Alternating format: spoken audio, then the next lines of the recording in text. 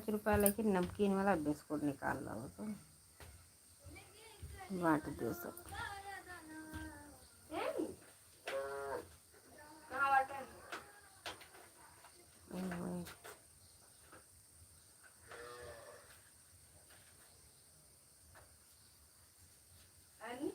महा पैसा जेव्हा गरम गरम यही भाव वाले दाम यहीं पे तो वही पे जैसे था सूझा बहुत जो पी रहा था